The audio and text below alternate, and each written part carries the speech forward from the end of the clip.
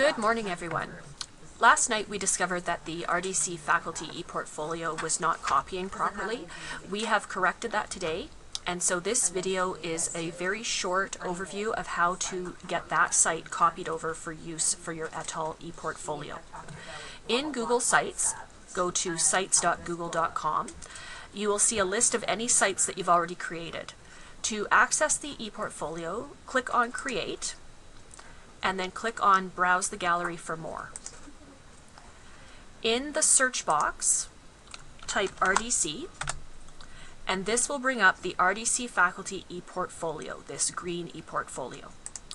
Click on that, and you will see that it says Select a Site Template, RDC Faculty ePortfolio by Brad McDermott. At the bottom of the screen, there will be a blue button that says Select. Click on that, and that uses this template for your ePortfolio. Give your site a name.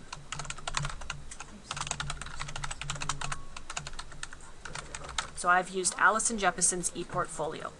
That populates the URL that your site will have.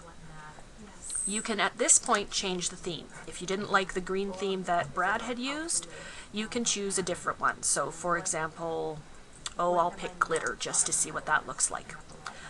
Under More Options, you can give your site a description, so you can type in whatever you want there about what the site is, that it's your ePortfolio for Etal.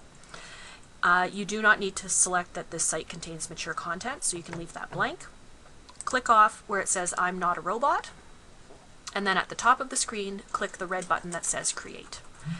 You'll then need to wait a moment as it will buffer and take a few minutes to create your site, usually no more than a couple of minutes. Once this is done, it will automatically take you directly to your site. So the site has been created and it has automatically taken us directly to our site. You can now see that where it says my ePortfolio is right there. Now the URL is sites.google.com/site/ that long URL. And all of those navigation buttons are now there. The other thing you'll notice is in the top right-hand corner, it's public on the web. You may want to change this. You don't have to. You can leave it public on the web and then just copy this URL and paste it into Blackboard to submit it to Jen and me. But if you don't want it public on the web, you have a couple of options. If you click on where it says Share, as I just did, you can change that, and you have a couple of different options. One is that anyone with the link can view the site and access it without sign-in. This is a good option because Google Sites don't pop up on searches very easily, so you don't have to do much to just give people the link and then they can access it. But it does mean that anybody can access it if they have the link. If that's not what you'd like to do, then instead you can make it accessible only to specific people. So link sharing is off and it's only with specific people. When you click Save, it will then open up a new box and it will ask you who you want to share it with. And that's where you can invite people. So you would invite me, and that's my Gmail address, alison.jeppesen@gmail.com. And you would invite Jen Thomas,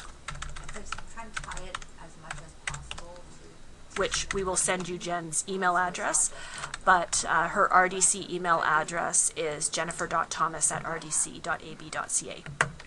You can add a message if you want. You can say, hi, here is my Etal ePortfolio, but you don't have to. You can send a copy of that email to yourself. You can also change the privileges that you're granting us, so you can say that we can edit, or you could say that we can just view it. Either is fine. You then hit send, and that invitation automatically goes out to those people. They would be able to see your site. If we go back to the ePortfolio, you'll see that you still have all of these pages. You can edit them as you wish. So as we discussed, there's default text that's used just to show you what it might look like. If you go to, say, if I go to the Curriculum Vitae page, I click on this little button that looks like a pencil. It says Edit the Page. I can take all of that stuff out. I can then type whatever I want to type, except I'm in caps lock, so I'll take that off. And this is where I can also, if I so choose, insert alternate formats. So I could insert an image, I could insert a link, or I could go over to Google Drive and I could insert a document. So if I search my Google Drive, it actually brings up my full curriculum vitae.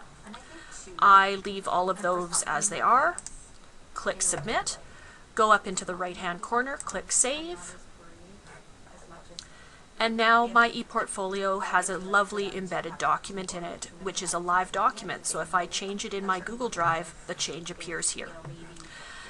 So that is a very quick overview of how you would edit and create your ePortfolio if you choose to use Google Sites. If you choose to use a different ePortfolio site, then by all means let us know. We'll give you the support that we can, but we don't have a template in other systems. If you have any questions, please let us know, and we look forward to seeing your ePortfolios.